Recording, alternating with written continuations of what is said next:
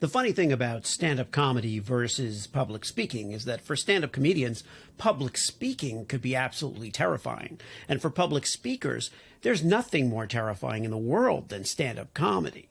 And the truth is that for me, there's nothing more terrifying than being face to face with a grizzly bear whose fangs are bared. Okay, with the bears are definitely more scary than public speaking. But that said, this is my conversation with Brenden Kumarasamy.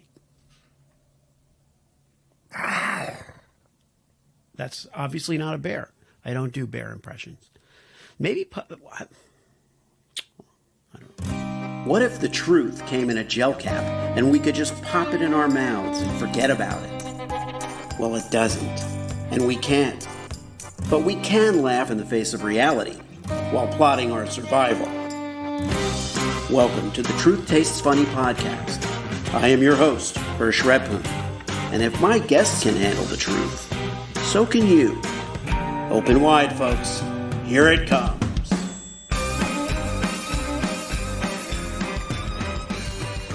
My guest today is Brenden Kumarasamy. He's the founder of MasterTalk. And it is what it sounds like. It's a great name, MasterTalk. He helps you master the art of talking, the art of public speaking. Brenden, thanks for being here. Hersh, the pleasure is absolutely mine, brother. Tell us your story. How did you come to be a public speaker, and not only a public speaker yourself, but a master of it? Yeah, absolutely, brother. So when I was in university/college, I used to do these things called case competitions at business school. Think of it like professional sports, but for nerds. So while other guys my age were like playing rugby or baseball or basketball, some other sport you probably wouldn't see me playing, I was doing presentations competitively, Hersh, and that's how I learned how to speak. But as I got older, I started coaching a lot of the students on how to communicate ideas, mostly because the alternative they had was a rock, so they might as well have just picked me. I was the only person available. So I started helping them on how to speak. And that accidentally made me really good at coaching other people on communication. So I had the idea later for the YouTube channel MasterTalk because I realized that everything I was sharing with them wasn't available for free on the internet. You know, a lot of the advice you hear is like, be yourself or get up on stage. And I thought a lot of it was nonsense. So I started posting videos and a bunch of things happened, and here we are today. Now, not everybody who can speak publicly can coach. I'm always fascinated by coaching. In your case, you're taking people under your wing and you're giving them tips. What are the things you look for in someone to kind of gauge where they're at on the spectrum of being able to be a public speaker? Very sharp observation, Hersh. I completely agree, right? It's a lot of people are great communicators, but very small percentage of those people know how to teach it effectively because that's a separate art. And most people who do know how to teach it effectively are usually not communication coaches. They're executives in corporations, they're presidents of states, they're politicians. They play different roles where they coach other people and they get compensated differently. But you're right. So in that context, what I would say is I've coached 7-year-olds, 70-year-olds. I've done the whole gamut at this point. And I think if there's one thing I've learned, the biggest lesson is that we're trying to coach all of them on the same outcome. And the outcome is simply convincing them that they can become exceptional communicators. If you can convince them that it is true, because most people who hire a coach generally don't believe they can be great communicators. So if you can shatter that mindset barrier, for everyone it's a different strategy on how to do it. For example, an exercise we can talk about today, the random word exercise. Pick a random word like phone, like giraffe, like puzzle, and give a bunch of random presentations.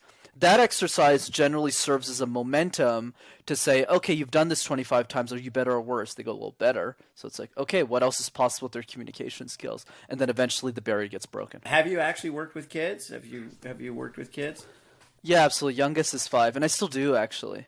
And I'll explain why. So my goal with MasterTalk, yeah, sure, I coach people, I do well financial, all that stuff is great. But the main reason I started MasterTalk is how do I create knowledge that every human being on earth can learn? That's really my goal. So because of that, part of my mission forces me, the people who want to take this seriously anyways, forces me to want to coach kids, not for the money, but to figure out where does the fear of communication come from and how does it begin? Because if you think about 5-year-old kids, they're not scared of communication. Like a lot of them, if you ask them they just go, oh, you want me to do a word? Okay. And then they just do it.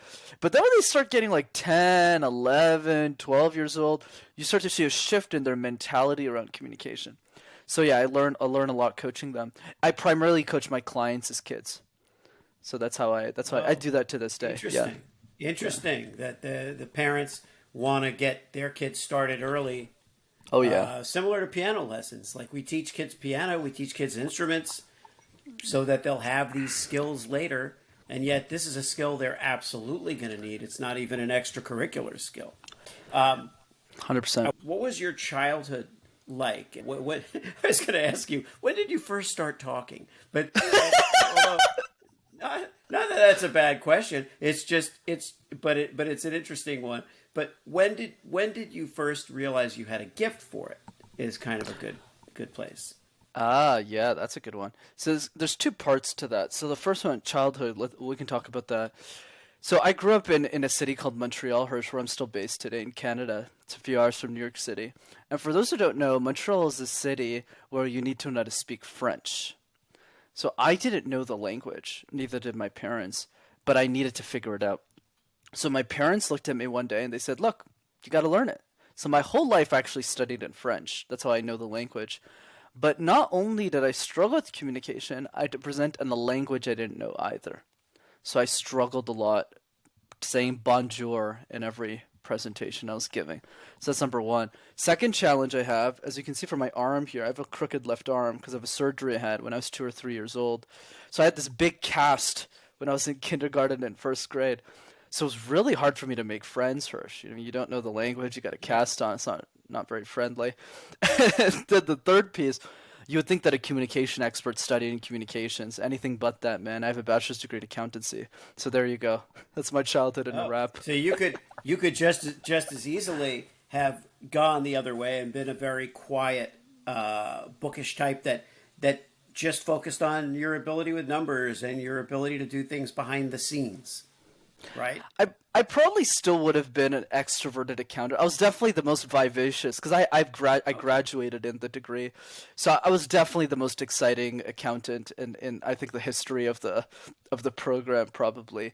But you're right. The intention was never to start a business or do coaching. I didn't even know that was a profession.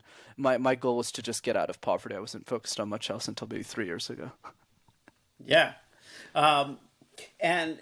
When people come to you and they what are some of the fears that are there different levels of fear and different types of fear that people have? Love that.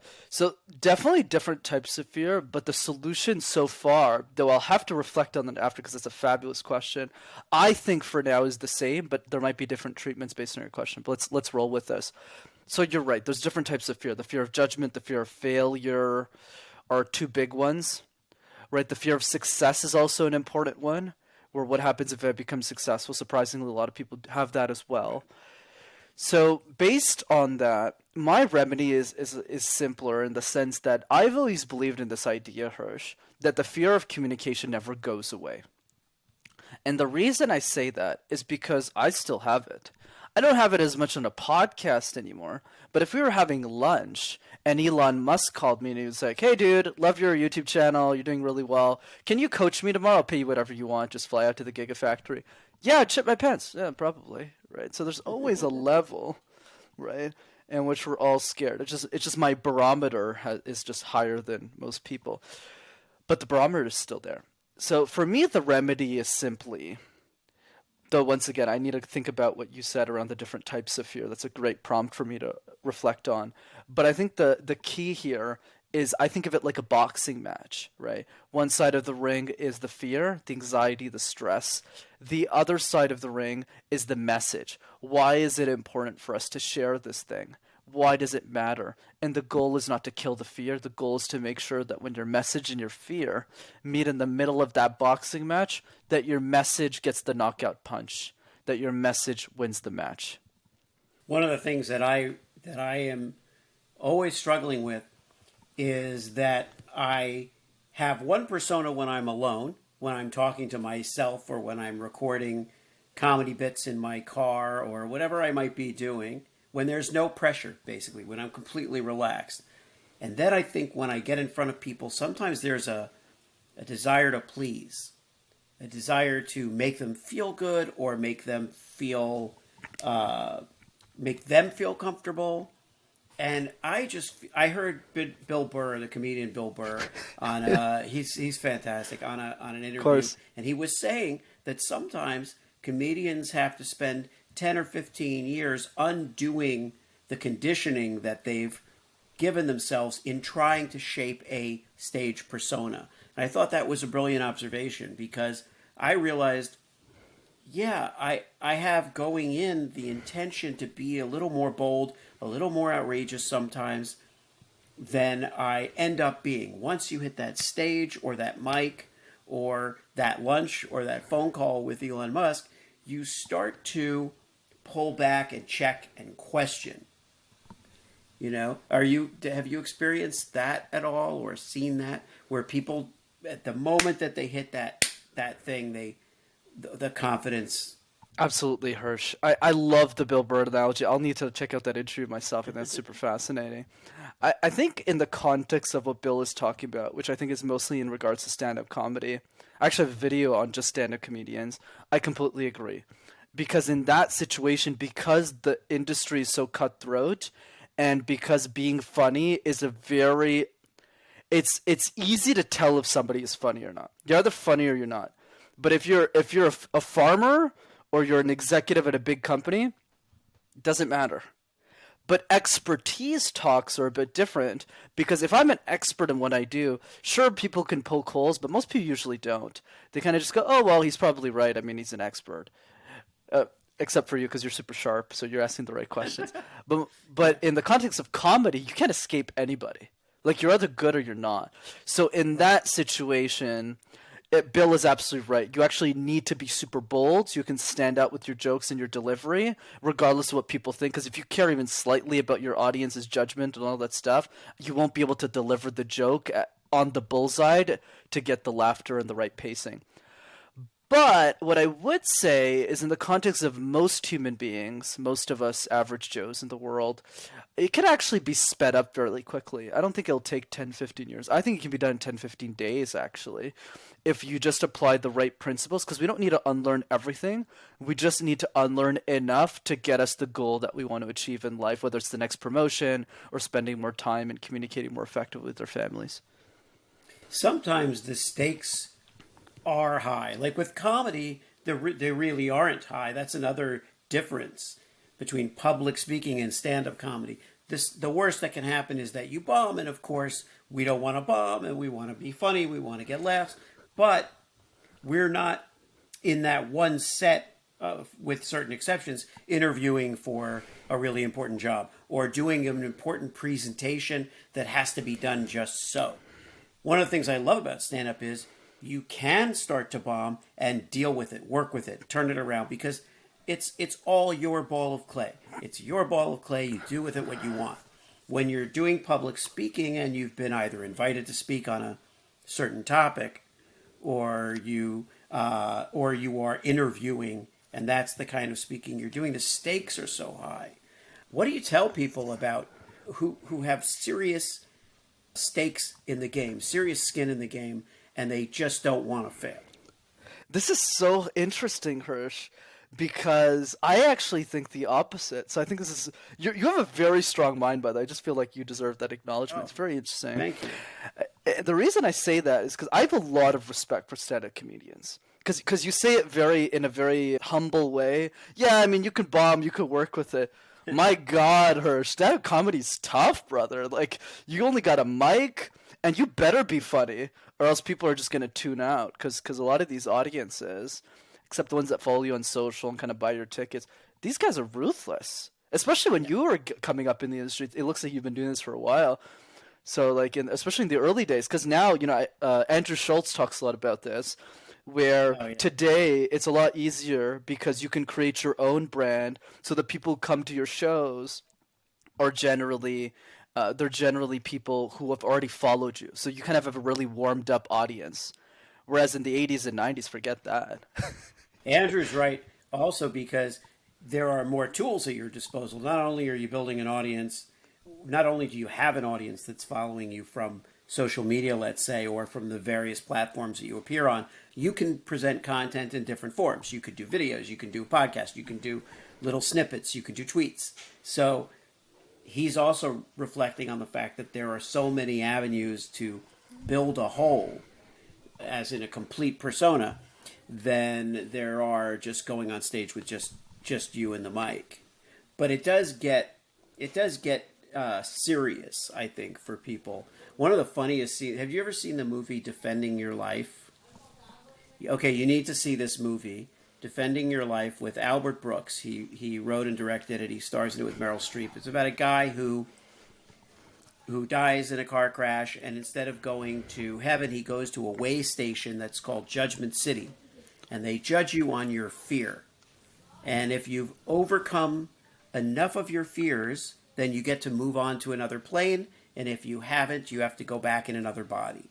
And he's so nervous and fearful. He's like the most fearful person on earth. So how is he going to pass? And they're showing clips from his life, and one of them is that he's an ad executive, and he's giving a speech at a conference, and they show the terror that's in his eyes as he's on stage waiting to speak, and they introduce him, and he's standing there, and he literally can't do it. He can't give the speech, and I never saw the kind of professional stage fright thing captured so well. Just people come up to me all the time and go, I can't believe you do stand-up comedy. It's the scariest thing in the world. And I get that, and it is scary. But in the main view, there are people who take classes in stand-up just to be able to speak better. Just to be able to, they don't want to go up and kill necessarily. They want to be able to have good presence. So let me ask you this. Can stage presence be taught? I think so, personally, Hersh. That's why I'm a big believer, going back to why I think public speaking is actually a joke compared to stand-up comedy, which I think is fascinating. That's why I like this banter that we have here. I think it's an interesting, different angles that people can listen to. Is simply because you can keep doing the same presentation over and over again until it's perfect. And it's true, you could say that with jokes as well, but it's a lot longer because you have to split test all the jokes, you have to see which one works. One of the things that happened to me was I was invited to speak at a conference, and I was also invited to entertain. And I made a mistake of doing the entertainment thing, my standard comedy act, which I fashioned a little bit for the venue, and then the next day doing my talk, which was more like a TED Talk. And what I realized was I did the first thing in a setting that wasn't ideal for comedy because they weren't really set up for that. So it was like a hotel bar. When they said hotel bar, I thought, oh, that's perfect. A hotel bar is fine. They'll take over the hotel bar. It'll be nice. But it was a lobby bar. There's no lighting. There's no intimacy. It's anybody who's walking around will come in. So that's already not great. So that didn't go particularly well. Then there was the next day where I was introduced as a comedian, and also for the brand stuff that I do, whatever. But the host was saying, and I saw him last night. He's hysterical. He's hysterically funny. Hersh Rephun. And then it was like, well, but my presentation wasn't hysterically funny. My presentation was a talk about faithfulness in advertising and things like that. And I was like, man, I should have picked one or the other. I should have done one or the other. And I got firsthand experience of two terrifying situations. And I will say that for me, the TED Talk part was more terrifying, simply because all I could fall back on was my presentation. So where does improvising play a role in public speaking? Absolutely, Hersh. And thanks for sharing this. Really fascinating. I have never met a stand-up comedian in my life up until this moment right now that has both a stand-up routine and a keynote presentation on faithful practices in the advertising world. It's very fascinating. Yeah. You got a fascinating life there, brother. But yeah, so here's what I would say. I think improvisation is a good thing to practice outside of presentation settings. But when you're on the field and you're playing, and someone's throwing the ball to you and you're actually giving the presentation, you can improvise some of it, but I usually don't recommend that for beginners. So what do I mean here? So here, let's start with the easy exercise that you might have learned in improv, which is called the random word exercise. So all you have to do is you take a random word like phone, screen, butterfly, wall, and through these words, instead of creating scenes in improv, which is what a lot of people do, what you do instead is you create random presentations on the spot. So if somebody gives ball, you just give a presentation about balls. If you get a eyeball, like a wall, you give a presentation on wall. And what this does is it helps you make sense out of nonsense. Because if you can do that, you can make sense out of anything. And that's how you practice improv. But in the context of what you were saying with the TED Talk-esque model, what I would have done in your shoes that I think will be helpful people and help me feed the argument as well that public speaking is easier than stand-up, is that there's actually a structured way in how you can practice that's super simple that gets you immediate results. I call it jigsaw puzzles. So you know those puzzles we used to do as kids? Most of the time when we work on a puzzle, we start with the edge pieces, right? Like the corners. And the reason is because you can just find them in the box. But we don't do that in communication. We generally just shove a bunch of stuff in, you get there, and you just ramble throughout the whole thing. Wrong approach. So instead, what you can do next time that everyone else listening can't do is for your presentation, just present the first 2 minutes 50 times until it's perfect. Do the same thing with conclusion 50 times until it's perfect, then hit the middle, and you'll definitely do much better in public speaking for sure. So you're saying in terms of practice. Correct. Because the alternative way of reading that would be to say, just do it 20 times in a row at the actual event. And by that time, they won't give a shit what comes after that. At that point, they will be so stunned. They'll just be staring at you going, did that guy? Because repeating yourself, if you've ever heard people, sometimes out of nerves, repeat sections in a speech. Sometimes they will, right? They'll repeat sections, they'll lose their place. Here, I'm just saying it 20, I'm literally giving you the same 2 minutes 20 times, which basically, results in nearly a half hour of just repeating the same thing. And then they're like, okay, something happened. And then I say, in conclusion, and I do that 20 times. I think that would be fun. That was the first time anyone has interpreted that in that way. Well, that's how my mind works. But that's why I get so many things wrong in life. That's why I make so many little what would you call it? Misinferences, wrong inferences that I just get from somewhere. So is there a game we can play now that we can do a little improv exercise or something like that? Oh yeah. Throw me any word that I can understand. Ball. Okay, ball. So for those who are listening, this Hersh did not give me the word ball. So now I have to create a presentation out of thin air, which I'm going to do right now. As a kid, I loved playing with different toys, puzzles, sports, but more specifically, the ball. And hold on, not the kind of balls that you're thinking about. I'm talking about tennis balls, badminton. Actually, that's not really a ball. Soccer balls, basketballs. Why?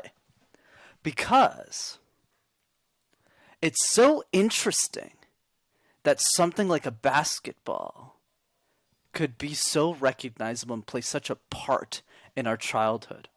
And as we take that basketball and we try and shoot it into the hoop, sometimes we miss, sometimes we get the shot, but regardless, we learn, we progress, and we have fun. But I always like to think of balls, and specifically the ones in sports, as a destination.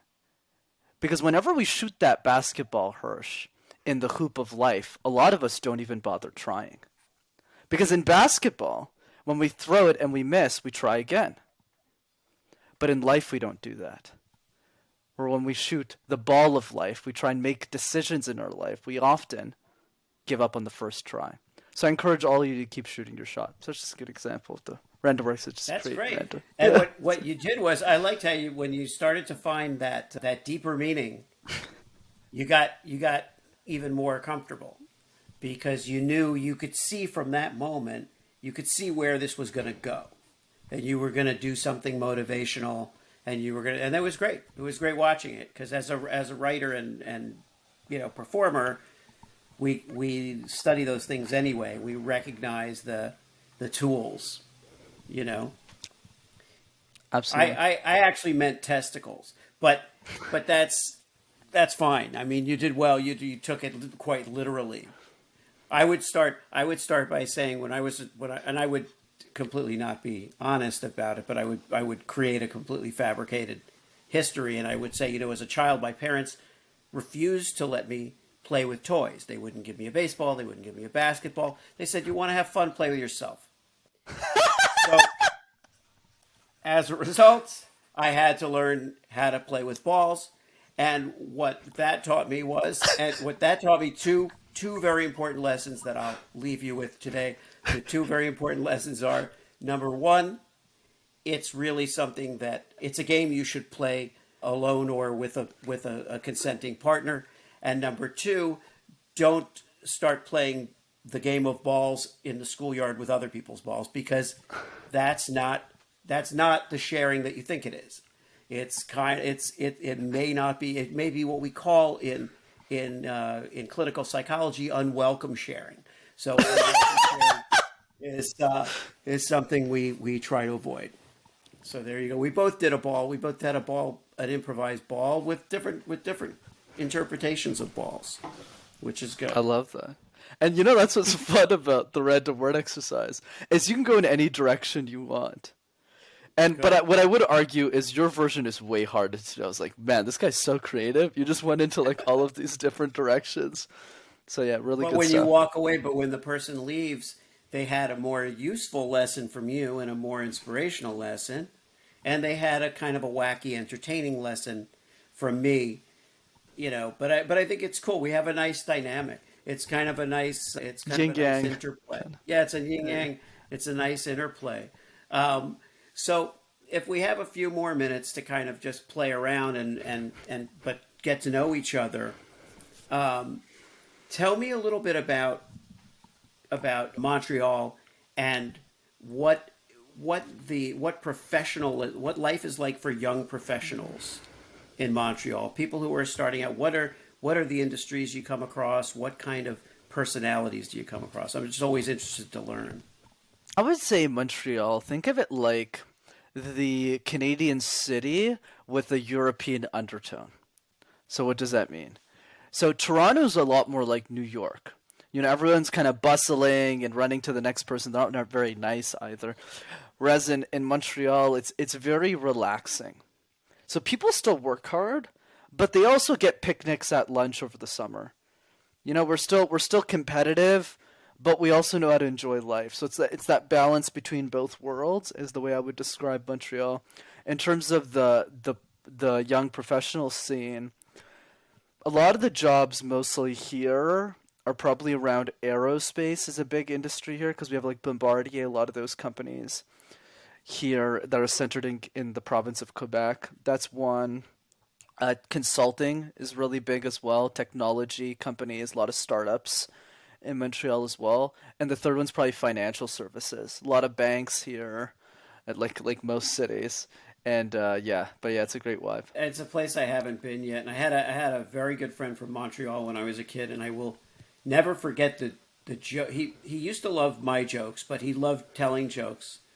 And he told me this joke, which only works, I think, if you're from Canada. I don't know if you would get it.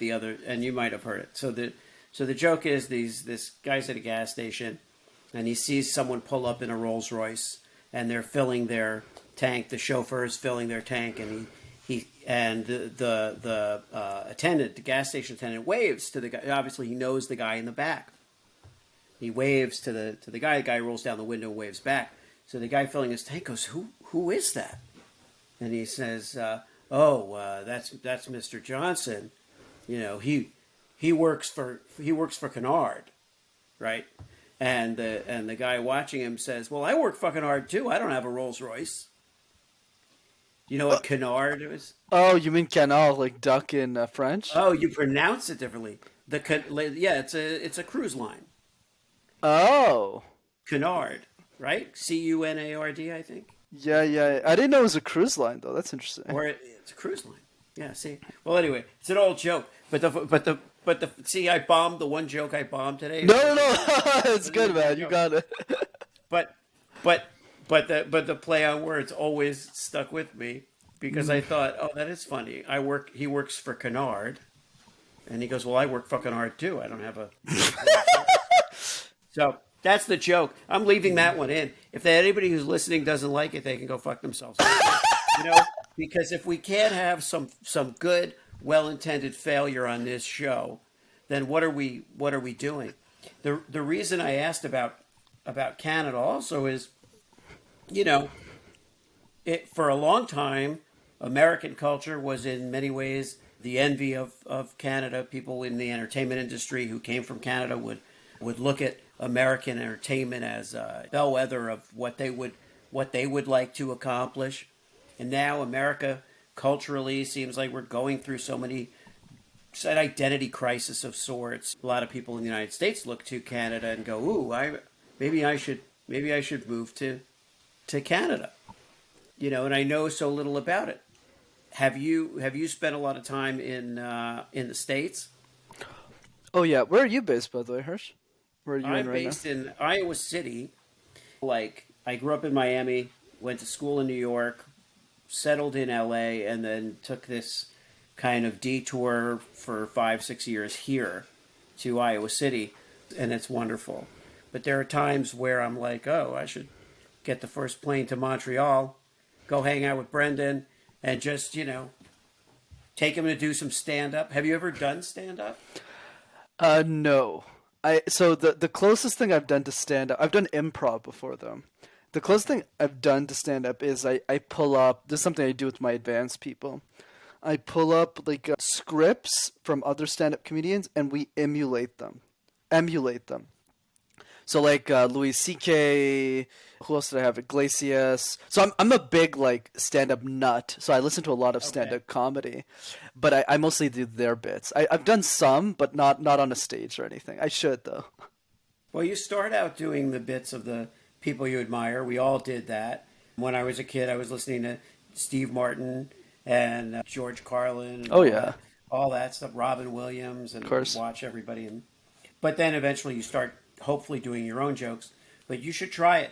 You should try it because it'll add something to what you already do so well, to what you already do with people. And so if people want to find you right now, what's going on? Do you do seminars? Do you do any kind of live events that people could participate in, or virtual events? For sure, man. Well, first of all, it's so great talking to you, Hersh. I learned so much from this conversation. You're a very wise man. Thank you. Yeah. I've had a lot to think about. It's like, different types of fear. Maybe there's different antidotes there. I have to chew on that one for a little bit. Yeah. So that was really good. But yeah, absolutely. So 2 easy ways to keep in touch. The first one is definitely the YouTube channel. Just go to MasterTalk in one word. You'll have access to hundreds of free videos. And the second way is, I do a virtual seminar every 3 weeks. That's free. So I do one on communication. And you can register for that at rockstarcommunicator.com. Awesome. Well, I hope people find you. I'm certainly excited to have met you, Brenden. Likewise, brother. And I look forward to having you on again at some point.